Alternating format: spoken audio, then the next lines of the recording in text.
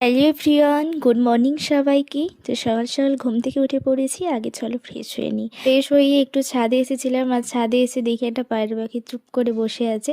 তারপরে এই যে সোনাইকে নিয়ে আসি, আসার মাত্রই ধুলোতে গড়াগড়ি খেয়ে পুরো জামাটা নোংরা করে ফেলেছে। তারপরে ওকে স্নান করানোর পর ওকে খাওয়া দাওয়া করে এখন ওকে বাড়ি দিতে যাচ্ছি। বাড়ি দিয়ে এসে আমিও স্নান করে নিয়েছি, আর আমার খাওয়াও কমপ্লিট হয়ে গেছে। এখন একটু রোদে এলাম চুলটা শুকানোর জন্য, যেহেতু একটু শ্যাম্পু করেছিলাম আজকে, তাই আর কি। আর রোদটাও অনেক ভালো লাগছিল। তারপরে আবারও বিকেলে একটু ছাদে ঘোরাঘুরি করে বিকেলটা কাটিয়ে দিই।